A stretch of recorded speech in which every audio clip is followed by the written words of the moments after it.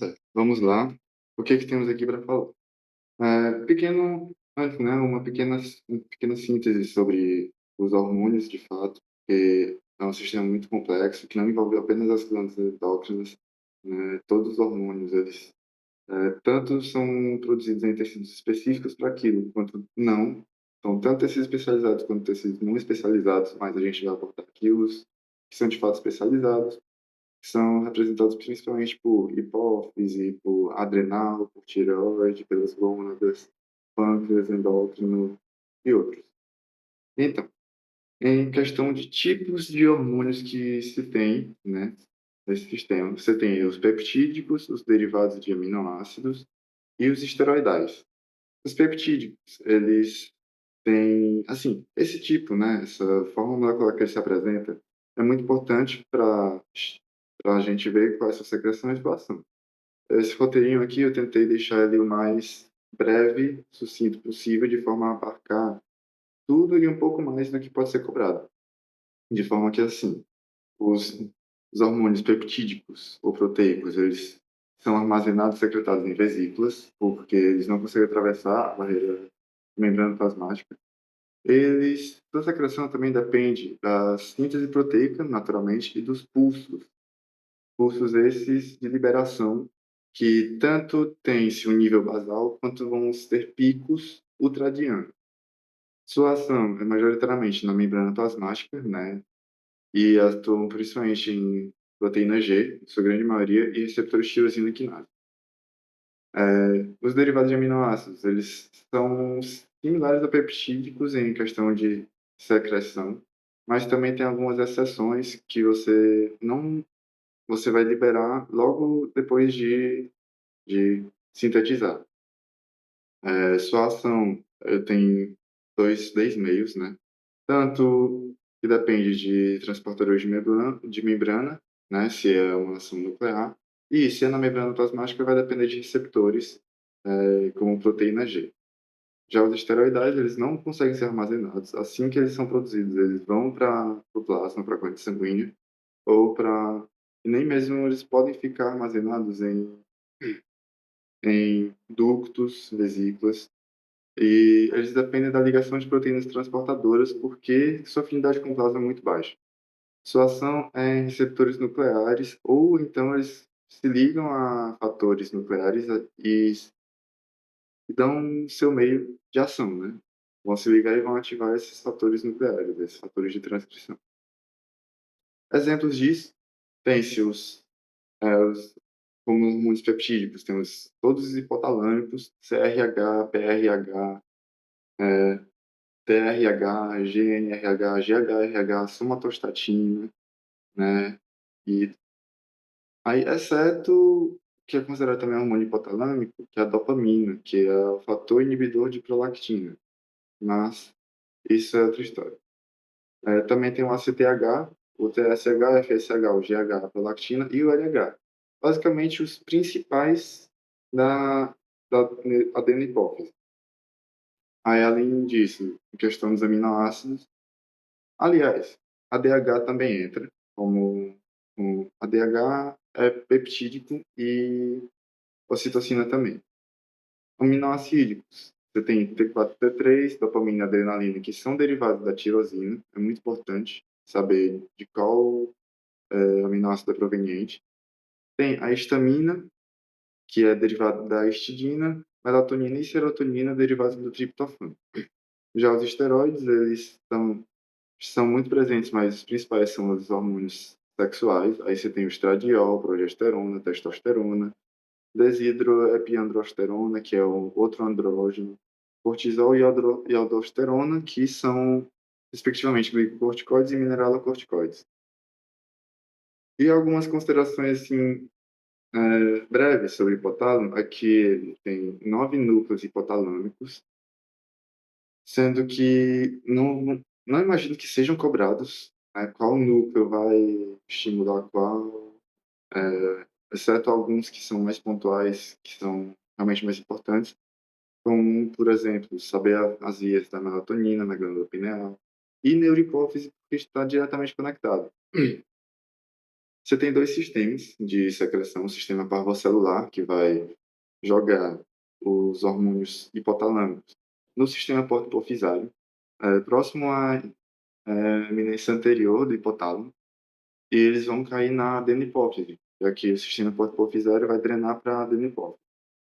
E isso vai estimular a produção e a secreção de prolactina, GH, FSH, LH, TSH e ACTH. Já o sistema magnocelular, ele vai agir na neurohipófise por meio diretamente de axônios, que partem de vários e vários núcleos hum, do hipotálamo, mas existem dois principais que vão ser citados. Vai ser o núcleo supraóptico e o paraventricular. E eles vão secretar ADH e ocitocina diretamente na circulação do sistema. Existem também conexões entre a adenopófise e a neurohipófise, entre esses capilares, esse sistema capilar.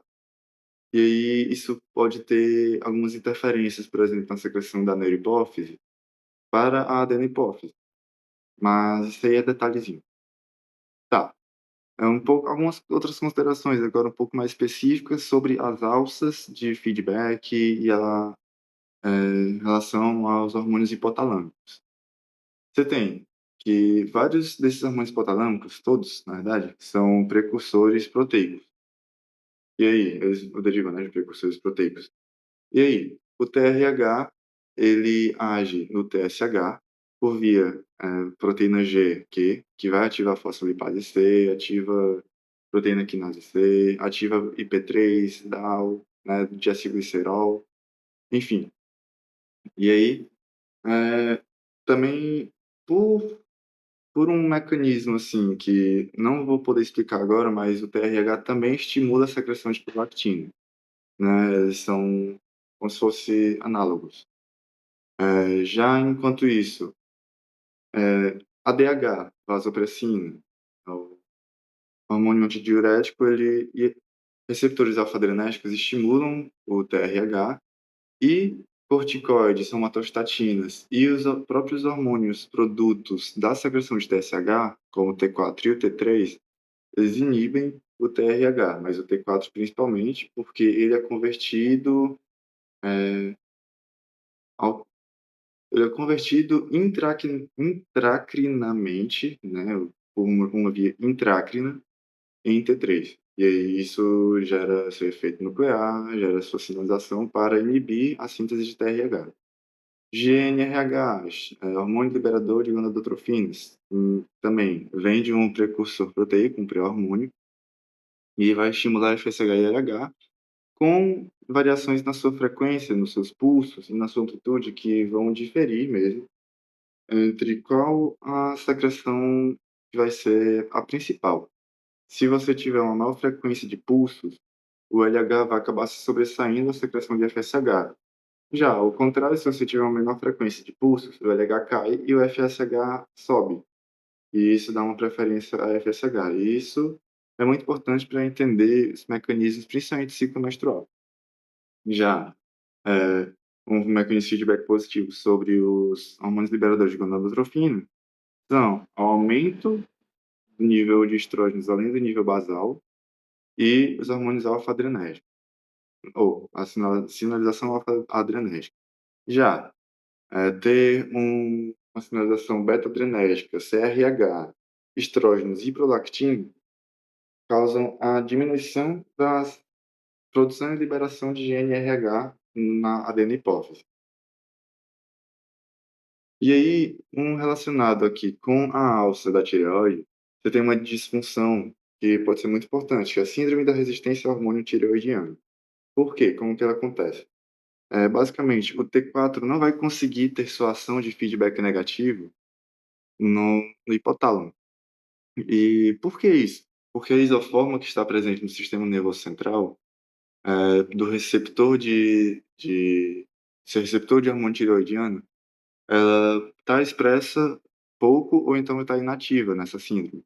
E acontece que isso impede essa alça do T4 fazer esse feedback tanto no CRH, e aí o CRH ele fica alto mesmo que o T4 esteja alto. Isso estimula a secreção de TSH, que vai fazer a tireoide secretar mais T4 e consequentemente T3, tetraiodotirosina e triiodotirosina, tiroxina. Aí, quanto ao GHRH, hormônio liberador do hormônio do crescimento, né? Ele, em sua ação clássica, ele vai estimular o GH estimula a síntese de IGF-1 no rim e no fígado, e alguns fatores que vão inibir, de fato, a secreção de GHRH é a somatostatina principal. Somatostatina é basicamente um hormônio que vai ser um grande inibidor, um pan-inibidor. E acontece que somatostatina vai inibir o GHRH, assim como também inibe a ação do GH e a secreção dele, entende? Mas a grelina, hipoglicemia, norepinefrina e glucagon estimulam a liberação e a síntese de GHRH, assim como esse próprio hormônio e o hormônio tireoidiano, eles têm secreções circadianas bem conhecidas. Somatostatina, ele também inibe o TSH e ele é regulado negativamente por GH, por IGF-1, TRH, por TRH e grelina, que, por exemplo, grelina é um hormônio que vai estimular a secreção de GH e de GHRH. Só que, se eu tenho a somatostatina direto no pé do GHRH, como que eu vou aumentar a secreção de GHRH? Aí a grelina vai agir na somatostatina e vai permitir que haja um pico de GHRH e, consequentemente, GH. Os produtos de GH vão inibir e o TRH também, assim como o TRH vai inibir outras coisas também. O TSH, ele vai agir sobre a secreção de prolactina, né, como eu tinha falado. TRH, quer dizer. E ele é regulado positivamente por hormônio liberador de corticotrofina, por glicocorticoides. A administração de glicocorticoides exógenos aumenta a somatostatina e sinalização beta-adrenérgica também. Agora, entrando aqui, está terminando esses hormônios, hormônios hipofisários. O eixo de prolactina, acontece que você tem que o hormônio liberador de prolactina, ele vai estimular positivamente a liberação de prolactina, mas o fator inibidor de prolactina, que é classicamente a dopamina, mas existem vários outros, eles vão inibir a secreção de prolactina. E o TRH também tem essa ação como se fosse paralela, que vai estimular a liberação de prolactina e age também sobre o hormônio liberador de prolactina. Já quanto ao hormônio liberador de corticotrofina, você tem que vários sinais provenientes do sistema nervoso central, como a hipovolemia, hiperosmolaridade, dor e a hipóxia, eles vão ser mandados para os neurônios que fazem essa produção, essa secreção de CRH, para você ter esse controle baseado em hipovolemia, é um sinal de estresse, hiperosmolaridade também, dor e hipóxia, estresses teciduais claros. E aí você deve ter nitidamente uma secreção maior de cortisol para prevenir, para poder ter uma resposta adequada a isso, que no caso vai ser a, com a produção de ACTH por meio de proteína GS, que vai ativar AMP cíclico, né, e proteína quinase A, e que vai depois liberar o cortisol é esse que vai estimular as reservas energéticas, vai liberar mais energia para outras partes do corpo e gerar a resposta necessária, além de também ser efeito anti-inflamatório e outro. Aí, outros fatores que vão ativar, que vão dar esse feedback positivo, né? Vão estimular a secreção de CRH, são a hipoglicemia, norepinefrina também, acetilcolina, no caso das suas aferências neuronais, e as citocinas inflamatórias também, percebidas na corrente sanguínea e na sua ligação com receptores do sistema nervoso central. E os corticoides inibem a secreção de CRH. E aí, explicando um pouco o feedback positivo dos estrógenos, mas isso aí entraria mais em ciclo menstrual, né, isso aqui é válido somente para o sexo feminino. Você tem que os hormônios liberadores de gonadotropina, eles vão estimular a secreção de FSH e LH, independentemente. Tem uma maior frequência LH, tem uma menor frequência, principalmente FSH, mas os 2 vão estar sendo estimulados na sua produção. O LH vai agir na teca, nas células da teca, e vai produzir os androgênios, testosterona, basicamente. Essa testosterona, ela pode ser secretada na corrente sanguínea ou ela então pode ir para a célula da granular e vai ser convertida em estrogênios por ação do FSH, né, estimulado por isso. Além disso, você tem que o FSH, sim. O FSH, como ele vai converter em estrogênios, vai produzir muito estradiol. Acontece que o estradiol ele vai aumentar a quantidade de receptores de LH nas células da granular. E isso estimula, luteinização, isso estimula a sinalização autócrina para que haja uma produção maior de estrógeno, uma sensibilidade maior a esses receptores. Acontece que isso também aumenta muito a produção de androgênios e que um dos precursores de androgênios é a progesterona. Vem pregnenolona, vem progesterona, depois as etapas de produção de testosterona. Progesterona, ela é secretada, mas ela, junto à sua produção de progesterona, também é secretado inibina. E aí o FSH e a progesterona, elas vão se mantendo, porque a inibina vai inibir o FSH e isso impede que haja mais produção de progesterona, além do seu nível basal, porque a inibina também inibe progesterona seletivamente. E aí, acontece que você tem muitos andrógenos na corrente e muitos estrógenos. E a interação entre esses dois nos receptores do sistema nervoso central faz esse feedback de alça positiva e secreta mais LH e até que se atinge o pico que vai ser na ovulação. Agora, entrando no eixo hipotálamo-hipófise, você tem 3 tipos de hormônios: hormônios glicoproteicos, hormônios proteicos e hormônios peptídicos. Essa classificação é porque os glicoproteicos têm resíduos de açúcares ligados. Os proteicos, eles têm uma cadeia aminoacídica, uma cadeia polipeptídica muito grande.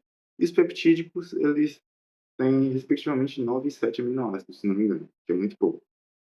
E aí, dentre eles, os glicoproteicos, você tem TSH, FSH e LH.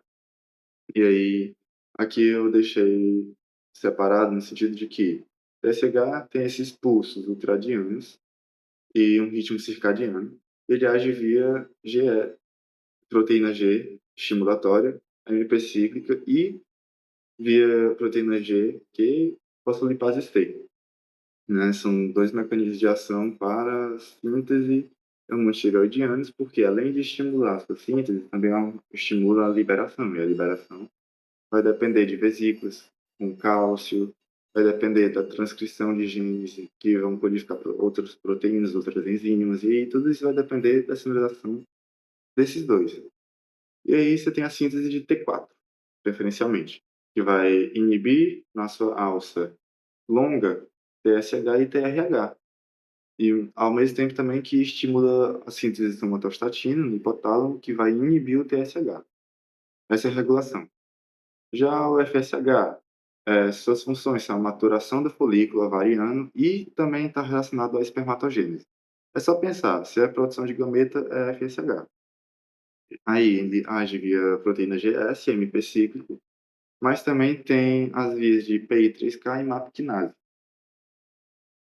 Hum, e o LH, ele estimula a produção dos esteroides sexuais, androgênios, mas, por sua consequência no sexo feminino, os estrogênios, e ele mantém um corpo lúteo no sexo feminino. Já no sexo masculino, ele produz a proteína ligadora de andrógenos e, em ambos os sexos, estimula a secreção de inibina, porque, como foi dito aqui, a progesterona, quando é secretada, estimula a inibina.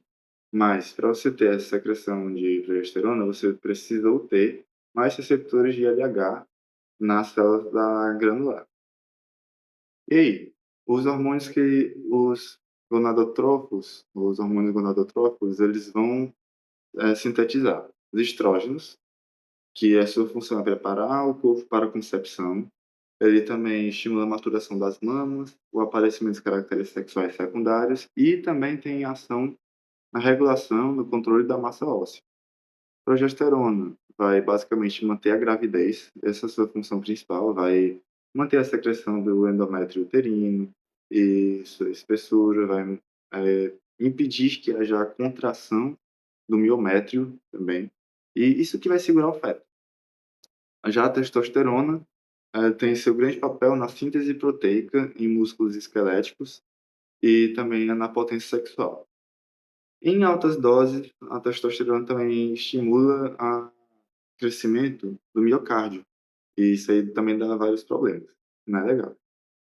Hormônios proteicos, você tem o GH e a prolactina, que são praticamente homólogos, eles têm uma peso molecular muito grande e são derivados de um precursor muito antigo na evolução.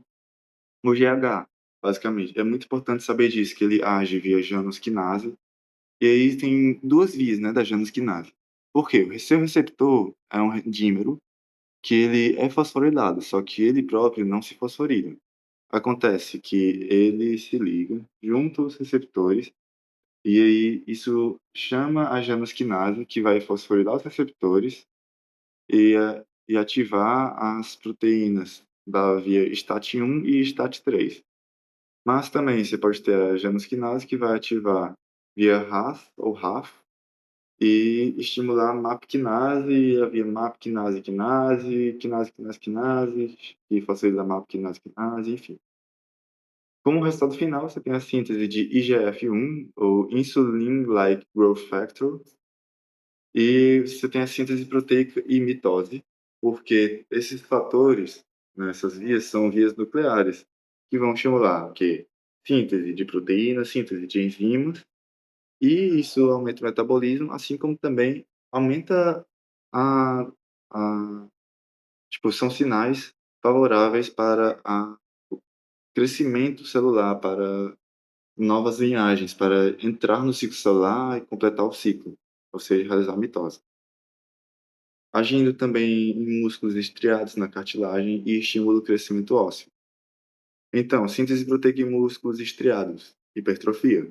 Síntese proteica em cartilagem, hipertrofia da cartilagem também, você pode ter o crescimento. Se for no disco epifisário, crescimento do disco epifisário.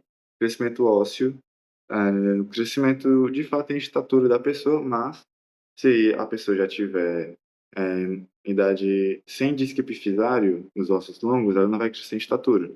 Mas pode crescer, por exemplo, osso frontal, pode crescer a mandíbula, pode crescer a cartilagem nasal, que vai dar um aspecto mais grotesco à face, tudo isso. Cresce as falanges distais das mãos, dos pés e outras articulações. Inclusive, pode sentir dor articular com um quadro de acromegalia. Porque ele age na via Janus quinase 2, o GH ele pode induzir a resistência à insulina e ele também estimula a lipólise ao aumentar os seus pulsos e sua secreção basal, né? E ele estimula a lipase hormônio sensível, que vai basicamente aumentar a disponibilidade de ácidos graxos livres no sangue. A prolactina é simples, basicamente vai estimular a lactogênese. As vias para isso aqui são um pouco mais complexas, mas isso aí não precisa se aprofundar tanto, eu acredito, para essa prova. O excesso de prolactina e hiperprolactinemia causa infertilidade em ambos os sexos, porque inibe o hormônio liberador de gonadotrofina. Também, junto à progesterona, vai estimular a mamogênese. Também foi comprovado um efeito imunológico e ele é regulado pela dopamina principalmente, mas também por endorfinas. Já os hormônios derivados da própria melanocortina, você tem o principal, a CPH, eu coloquei isolado aqui do lado esquerdo, que vai agir nas zonas reticulares e fasciculadas do córtex da adrenal, sendo que a reticular é responsável por produzir glicocorticoides e a fasciculada por andrógenos, né, principalmente o desidroepiandrosterona. O principal que vai estimular é o cortisol mesmo, glicocorticoides. A secreção de ACTH é estimulada por CRH, também por receptores alfa-adrenérgicos. mas é inibido pela ação do cortisol diretamente e indiretamente. Já o LPH, lipotrofina, você tem que ele é precursor de enzima, ele mesmo não tem uma ação pronunciada, também não é tão conhecida e não vai ser tão importante, mas uma ação dele seria estimular a zona glomerulosa e as mineralocorticoides. Já alfa-MSH, o hormônio estimulador dos melanócitos, é a forma ativa, porque existem tipos de MSH, o alfa, beta e gama, mas o alfa é a forma ativa e no humano, e acontece a síntese de melatonina quando se expõe ao altas doses de UVB, radiação ultravioleta.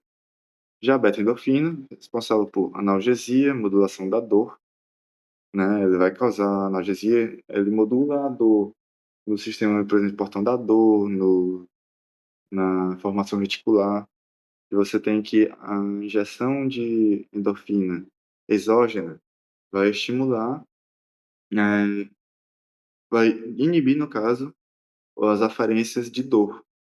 Já também está relacionado ao estresse, ao sono e à atividade sexual, vai regular eles, né, quando e também sua função, basicamente, é inibir vias nervosas glutamatérgicas, que são aquelas vias de ativação. Agora, falando mais da neurohipófise, porque todos esses aqui são hormônios produzidos na adenipófise. Agora, em questão de neurohipófise, você tem ADH e ocitocina, os principais, os únicos, para falar a verdade. O ADH, hormônio antidiurético, ele, estimula, né, a reabsorção hídrica e a excreção de eletrólitos. Isso faz com que a excreção de eletrólitos faz com que É, haja um meio hipotônico em relação ao plasma que foi devolvido, esse eletrólito, e aí estimula também, ainda mais, outra forma de estimular a entrada de água, o retorno de água, a reabsorção de água pelos néfrons.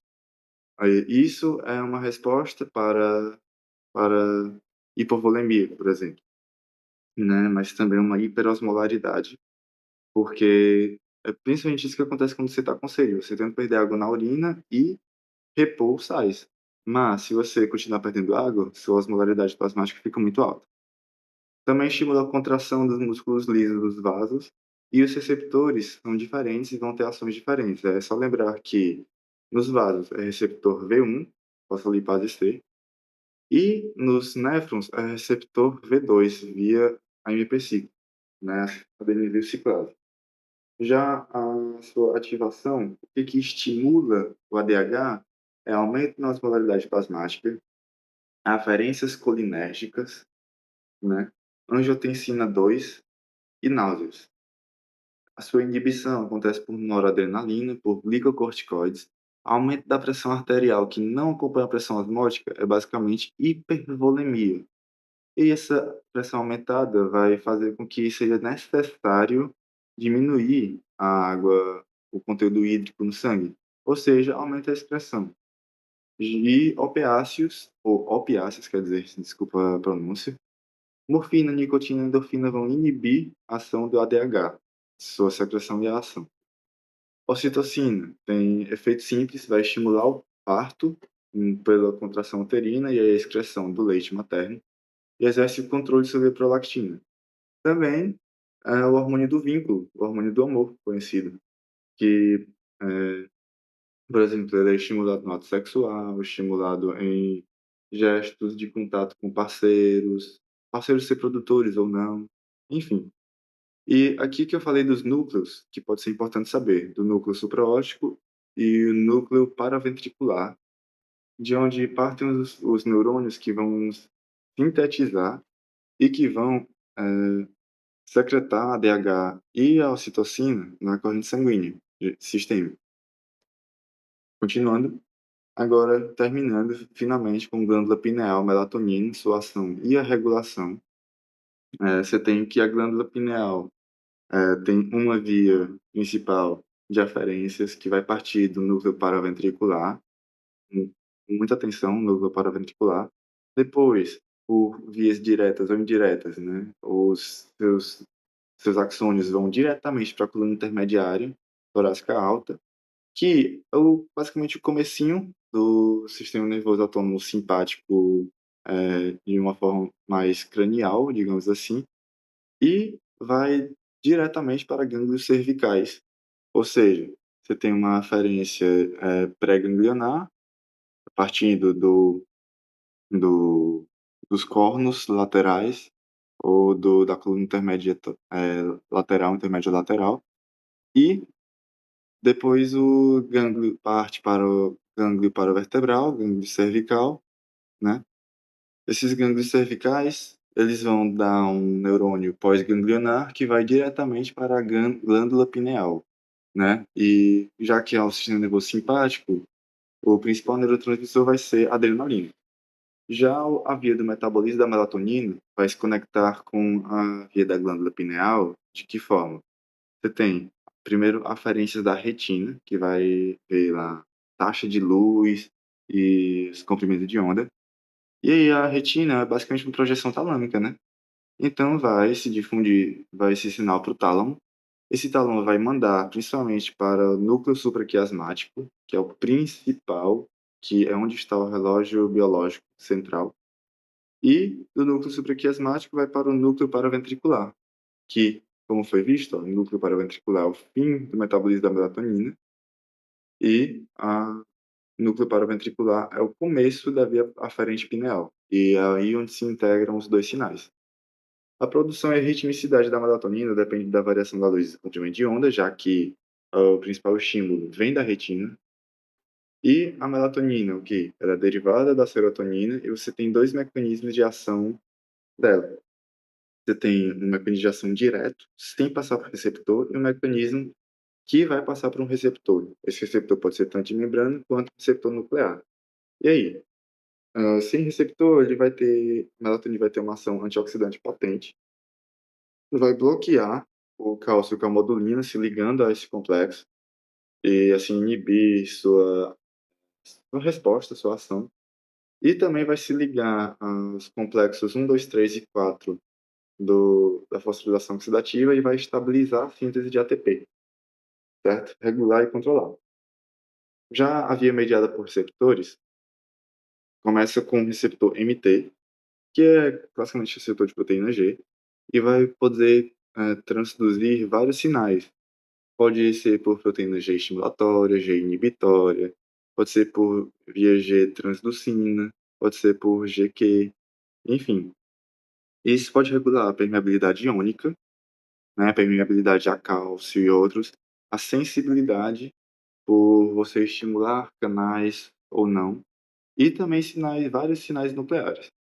Já os seus receptores nucleares, eles são retinóicos, né, eles são receptores para ácido retinóico, mas eles são da classe, né, receptores, mas eles vão responder à melatonina, e sua ação inibe lipoxigenase, que é que vai produzir lipoxinas, né, iria produzir, ou seja, a melatonina diminui a produção de lipoxinas, eh estimula a produção de enzimas antioxidantes, estimula também a produção de interleucina-2 e do seu receptor. Além disso, regula e expressa genes do tipo clock, genes do relógio biológico, sendo que aí já seria por uma ação direta nos receptores, nucleares também. E aqui, falar também que a adenosina, dopamina, bloqueadores de canais de cálcio e agonistas beta-adrenérgicos são classicamente sinais que vão inibir ou diminuir a secreção de melatonina junto com a variação da luz, da quantidade de luz do seu comprimento de onda. E é isso. Muito obrigado.